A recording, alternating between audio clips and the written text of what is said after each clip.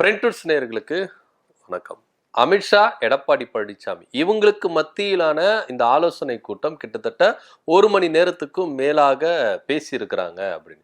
இதுல பல விஷயங்கள் இவங்க 2 பேரும் என்ன பண்ணியிருக்காங்க, ஆரோக்கியமா அலசி ஆராய்ஞ்சு இருக்கிறாங்க. இதுல கூட்டணி வலுவா இருக்கணும், கூட்டணி கட்சிக்குள்ள எந்த பிளவுகளும் இருக்கக்கூடாது, ஸோ இந்த கூட்டணிக்குள்ள இன்னும் பல கட்சிகள் வரணும் அப்படின்னு 2 பேரும் என்ன பண்ணிருக்காங்க, ஆலோசிச்சிருக்காங்க. இதுல எடப்பாடி பழனிசாமிக்கு செக்கு வைக்கிற விதமா அமித்ஷா அவர்கள் சில கோரிக்கைகளை முன் வச்சிருக்காரு. கோரிக்கைன்னு சொல்ல முடியாது, சில நிபந்தனைகள் நிர்பந்தமா அவர் என்ன பண்ணிருக்காங்க வச்சிருக்கிறாங்க. ஆர்டரே போட்டிருக்கிறாரு. அமித்ஷா அவர்கள் எடப்பாடி பழனிசாமிக்கு ஆர்டரே போட்டிருக்கிறாரு. என்ன அப்படின்னா, 2 விஷயங்களை முன்வைத்து அமித்ஷா இந்த ஆலோசனை கூட்டத்தை கடைசியில எடப்பாடி பழனிசாமி வேறு வழி இல்லாம ஒத்துக்கிட்டு வந்திருக்கிறார். இது எடப்பாடி பழனிசாமிக்கு ஒரு விதத்துல மைனஸ் அப்படின்னாலும் ஒரு விதத்துல பிளஸ் அப்படின்னு தான் நம்ம இங்க எடுத்துக்க வேண்டிய ஒரு விஷயமா இருக்கு.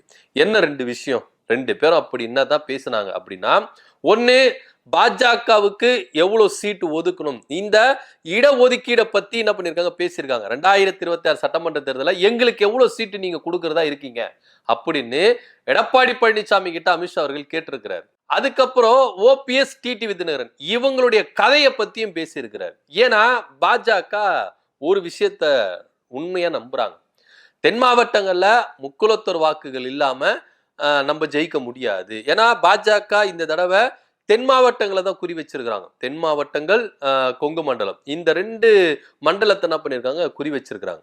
அதன் அடிப்படையில நீங்க பாத்தீங்கன்னா ஓபிஎஸ், டிடிவி தினகரன் இவங்களுடைய ஆதரவுனால தென் மாவட்டங்களை நம்ம கவர் பண்ணிடலாம் அப்படின்ற ஒரு கணக்குல இருக்கிறாங்க. அண்ணாமலை வைத்துக்கொண்டு மேற்கு மண்டலத்தை, அதாவது கொங்கு மண்டலத்தை நம்ம கவர் பண்ணிடலாம் அப்படின்னு பாஜக பக்கவா பிளான் போட்டிருந்தாங்க. ஆனா எடப்பாடி பழனிசாமியோட சிலுமிஷத்தினால, எடப்பாடி பழனிசாமி உள்குத்து வேலையினால ஓபிஎஸும் டிடிவி தினகரும் இப்போ பாஜக கூட்டணியில இல்ல. இவங்களை எப்படியாச்சுன்னா உள்ள கொண்டு வரணும் அப்படின்றதுக்கான பேச்சுவார்த்தைகள் தொடர்ந்து நடக்கதான் செய்யுது. ஆனா 2 பேரும் ஒரே குறிக்கோள்ல தான் இருக்கிறாங்க. எடப்பாடி பழனிசாமி இருக்கிற வரைக்கும் நாங்க கூட்டணிக்குள்ள வரமாட்டோம் அப்படின்னு. நயினார் நாகேந்திரன் என்ன சொல்றாரு, இதே டிடிவி தினகரன் எடப்பாடி பழனிசாமி ஆதரித்து நான் பிரச்சாரம் பண்ணுவேன், அமித்ஷா என்ன சொல்றாரோ, அமித்ஷா யாரை கை காட்டுறாரோ அவரை ஆதரித்து நான் பிரச்சாரம் பண்ணுவேன் அப்படின்னு சொன்னவர் தான் டிடிவி தினகரன். இன்னைக்கு தன்னுடைய நிலைப்பாட்டை மாற்றுகிறாரு. இபிஎஸ் முதலமைச்சர் வேட்பாளரா இருந்தா நான் உள்ள வரவே மாட்டேன் அப்படின்னு சொல்றாரு.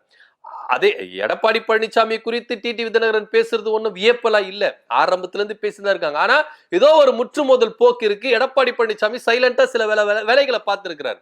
இதனால உச்சபட்ச கோபம் அடைந்த டிடிவி தினகரன் இந்த ஸ்டாண்ட் எடுக்கிறார். நான் எடப்பாடி பழனிசாமி முதலமைச்சர் வேட்பாளர் இல்ல அப்படின்னு அனௌன்ஸ்மெண்ட் பண்ணுங்க, என்டிஏ கூட்டணிக்கு நான் வரேன், எந்த நிபந்தனை இல்லாம நான் வரேன் அப்படின்னு டிடிவி தினகரனுடைய நிலைப்பாடா இருக்கு. இந்த விஷயம் எல்லாமே அமித்ஷா டேபிள் கிட்ட போயிருக்கு. அதனால தான் அமித்ஷா அவர்கள் எடப்பாடி பழனிசாமியை கூப்பிட்டு வச்சு கட்சியில சேர்க்கறதுக்கான ஒரு வழியை பாருங்க, அதிமுக ஒன்றிணைறதுக்கான வேலையை பாருங்க, செங்கோட்டையன் இப்படி பிரிஞ்சு போயிட்டா, ஓபிஎஸ் இப்படி பிரிஞ்சு போயிட்டா, சசிகலா பிரிஞ்சு போயிட்டா, அதிமுக பக்கம் எத்தனை பர்சன்டேஜ் வாக்கு இருக்கு நீங்க நம்புறீங்க? அதனால இப்போ நீங்க என்ன பண்ணணும்னா எல்லாரையும் ஒன்றிணைக்கணும் அப்படின்ற ஒரு வேலையில எடப்பாடி பழனிசாமி கிட்ட அமித்ஷா அவர்கள் என்ன பண்ணிருக்காரு, கார்னர் பண்ணிருக்காரு. ஆனா எடப்பாடி பழனிசாமி கிட்ட ஒரே ஒரு விஷயத்துல கராரா இருந்திருக்கிறார். இங்க பாருங்க சார், நான் கட்சிக்குள்ள எல்லாம் சேர்க்க மாட்டேன், கட்சிக்குள்ள சேர்த்துட்டா திரும்பவும் இங்க குரூப் அரசியல் வந்துடும், கோஷ்டி பூசல் வந்துடும், அதனால நான் இவங்களை உள்ள சேர்க்கிற மாதிரி எல்லாம் இல்ல, பிரிச்சதுதான் அப்படின்னு சொல்லிட்டாரு. ஆனா உங்களுக்கு நான் ஒரு ஆப்ஷன் தரேன், எடப்பாடி பழனிசாமி அமித்ஷாவுக்கு ஒரு ஆப்ஷன் கொடுத்திருக்கிறார். என்னன்னா கூட்டணிக்குள்ளவனா சேர்த்துக்கங்க, எங்களுக்கு அதை எந்தவித ஆட்சேபனையும் இல்லை அப்படின்னு. இதே எடப்பாடி பழனிசாமி கூட்டணி கட்சிக்குள்ள கூட வேண்டாம் அப்படின்னு சொன்னவர் தான் எடப்பாடி பழனிசாமி. நீங்க கூட்டணி கட்சிக்குள்ளே வைக்க கூடாது, கட்சிக்குள்ளே சேர்க்க கூடாது அப்படின்னு சொன்ன எடப்பாடி பழனிசாமி இப்ப என்ன சொல்றாருன்னா, கட்சிக்குள்ள நான் சேர்த்துக்க மாட்டேன், ஆனா கூட்டணிக்குள்ள நீங்க சேர்த்துக்கங்க, அதுல எந்தவித எனக்கு ஆட்சேபனையும் இல்லை, நான் எதுவுமே மறுக்க மாட்டேன் அப்படின்னு எடப்பாடி பழனிசாமி அமித்ஷா கிட்ட சொல்லியிருக்கிறார். இத அமித்ஷா அவர்களும் உன்னிப்பா கேட்டு என்ன பண்ணிருக்காரு, ஓகே இதை அக்செப்ட் பண்ணிக்கிறேன் அப்படின்னு சொல்லியிருக்காரு. கூட்டணிக்குள்ள அவங்களை கொண்டு வர வேண்டியது என் வேலை, ஆனா கூட்டணிக்குள்ள கொண்டு வந்துட்ட பிறகு இந்த நொட்டை அது நொட்டை இப்படி பண்ணணும் அப்படி பண்ணணும் நீங்க மூக்க நுழைக்க கூடாது அப்படின்னு அமித்ஷா அவர்கள் எடப்பாடி பழனிசாமி கிட்ட ஸ்ட்ரிக்டா சொல்லியிருக்காரு. இது ஒரு புறம் இருக்கு. அடுத்தபடியா இன்னொரு இடிய எடப்பாடி பழனிசாமி தலையில இறக்கி இருக்காரு அமித்ஷா. என்ன அப்படின்னா, வருகிற 2026 சட்டமன்ற தேர்தலில் எங்களுக்கு 50 தொகுதி வேணும், இந்த 50 தொகுதியை நாங்க தான் சூஸ் பண்ணுவோம். கிட்டத்தட்ட கோயம்புத்தூர்ல 10 தொகுதியில 4 தொகுதி எங்களுக்கு வேணும் அப்படின்னு சொல்லியிருக்காங்க. 2021 சட்டமன்ற தேர்தலில் 20 இடங்கள்ல போட்டிட்டு 4 இடத்துல தான் வின் பண்ணாங்க பாஜக. ஆனா இந்த தடவை 50 சீட்டு மட்டும் பாஜகவுக்கு. மீதி இவங்க கூட இருக்கிறாங்க பாருங்க, ஏசி சண்முகம், பாரிவேந்தர், இன்னும் பலர் இருக்கிறாங்கல்ல, தமாக இருக்குது, ஜி.கே. வாசன் இருக்கிறாரு, இப்போ ஓபிஎஸ், டிடி விதினர், இவங்கெல்லாம் வந்துட்டா இவங்களுக்கெல்லாம் தனியா பிரிச்சு கொடுக்கணும். ஆக மொத்த அப்படி இப்படின்னு போக 100 சீட்டு பாஜகவுக்கு மட்டும் ஒதுக்கணும். பாஜக பிளஸ் பாஜக நம்பி இருக்கிற கட்சிகளுக்கு மட்டும் 100 சீட்டு ஒதுக்கணும் அப்படின்னு கேட்டிருக்காங்க. இதுல பாஜகவுக்கு மட்டும் 50 சீட்டு கம்பல்சரி நீங்க கொடுத்துதான் ஆகணும் அப்படின்னு சொல்லியிருக்கிறாங்க. இதுல எடப்பாடி பழனிசாமி என்ன பண்ணிட்டாரு, இப்ப இருக்கிற சூழ்நிலை, ஏன்னா கூட்டணி கட்சிகள் வர்ற மாதிரி தெரியல. இப்ப எடப்பாடி பழனிசாமி எதை நம்பிட்டு இருக்காருன்னா, அமித்ஷாவே பாஜகவை தான் நம்பிட்டு இருக்காரு. ஏன்னா ஒரு விஷயத்த மட்டும் நம்ம உன்னிப்பா கவனிச்சு பார்க்கணும். அண்ணா பிறந்த நாள் பொதுக்கூட்டத்துல எடப்பாடி பழனிசாமி என்ன சொல்றாருன்னா, நான் ஆட்சி செய்யும் போது இந்த 4 வருஷம் ஆட்சியை பாஜக தான் காப்பாத்தி கொடுத்தது அப்படின்னு ஐஸ் வைக்கிறார்.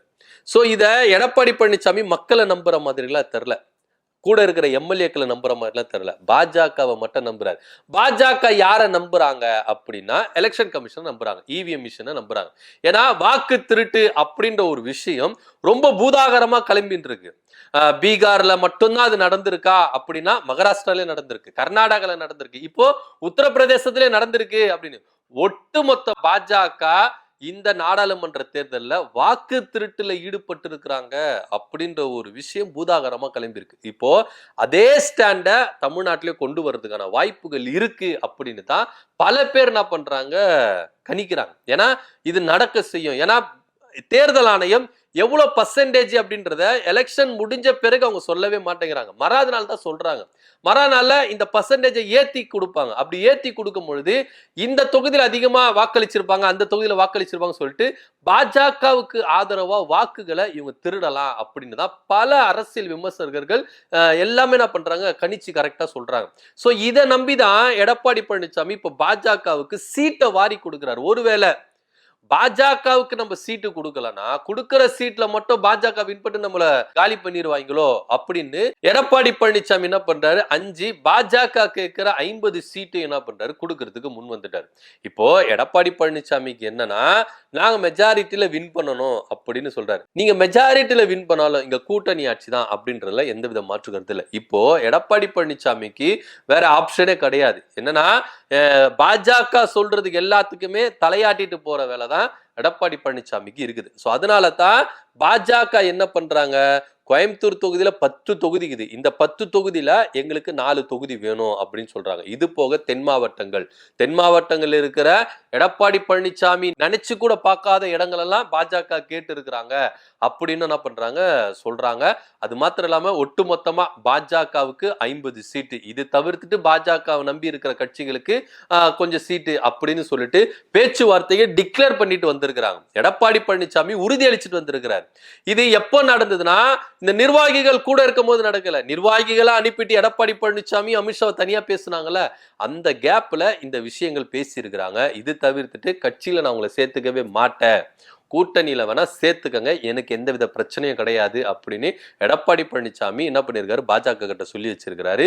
இப்ப பாஜக என்ன நினைக்கிறாங்க அப்படின்னா, 50 சீட்டுகளை வாங்கி எத்தனை தொகுதியில நம்ம கூட்டணி ஆட்சி அமைக்கிறதுக்கு இரட்டை இலக்கு டிஜிட்ல நம்ம வின் பண்ணிடணும் அப்படின்னு தான் பாஜக என்ன பண்றாங்க, காய்களை நகர்த்திட்டு வராங்க. இதுல கூட்டணிக்குள்ள பிரிஞ்சு போன டிடி விதிநகரனும் ஓபிஎஸ்ஸையும் மீண்டுமாய் உள்ள கொண்டு வர்றதுக்கான வேலைகளும் ரொம்ப ஃபாஸ்டா நடந்துட்டு வருது. அதுவும் கூடிய விரைவில் நடந்துரும் அப்படின்னு தான் பாஜக தரப்புல இருந்து செய்திகள் வந்துட்டு இருக்கு. ஏன்னா நயினார் நாகேந்திரன் உறுதிப்படுத்துறாரு, டிடி விதிநகரனும் ஓபிஎஸ் எங்களுக்கு விரோதி எல்லாம் கிடையாது, நண்பர்கள், கூடிய விரைவில் அவங்க வருவாங்க அப்படின்னு ரொம்ப கான்பிடண்டா பேசுறாரு நயினார் நாகேந்திரன். ஏன்னா டிடி விதிநகரன் கேஸும் ஓபிஎஸ் கேஸும் பாஜக டேபிள் மேல ரெடியா இருக்கு. நீங்க கூட்டணிக்குள்ள வரலனா இது எல்லாத்தையும் எடுத்து இடி கிட்ட கொடுத்துருவேன், சிபிஐ கிட்ட கொடுத்துருவோம் அப்படின்னு மிரட்டுற துணியில தான் பாஜக டிடி விதிநகரனையும் ஓபிஎஸ்ஸையும் மிரட்டுறாங்க. ஆனா இதுல டிடி விதிநகரன் ரொம்ப ஸ்ட்ராங்கா இருக்காரு. நான் ஜெயிலுக்கு எல்லாம் போனது புதுசு கிடையாது, நான் போயிருக்கேன், ஓகேவா. இவங்க அரட்டல் உரட்டல் மிரட்டலுக்கெல்லாம் நான் பயப்படுற மாதிரி கிடையாது. எனக்கு என்டிஏ கூட்டணிக்கு நான் வரேன்.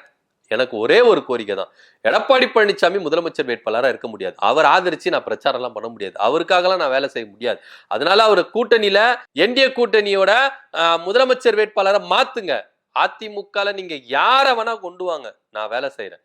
ஆனா எடப்பாடி பழனிசாமிக்கு நான் வேலை செய்ய மாட்டேன் அப்படின்னு ஒத்த காலில் நிற்கிறாரு டிடிவி தினகரன். இது எல்லாத்தையும் சமாளிச்சு 2026 சட்டமன்ற தேர்தல் நெருங்கிறதுக்குள்ள இந்த கூட்டணி கட்சி, அதாவது அதிமுக பாஜகக்குள்ள இருக்கிற குழப்பங்கள், கூட்டணிக்குள்ள இருக்கிற குழப்பங்கள் ஒரு முடிவுக்கு வந்து ஸ்டாண்டர்டா தெளிவா வந்து நின்னுட்டாங்கன்னா இவங்க ஒரு மாசான கூட்டணி அப்படின்னு மக்கள் மத்தியில வரவேற்பு பெறதுக்குன்னா வாய்ப்புகள் இருக்கு.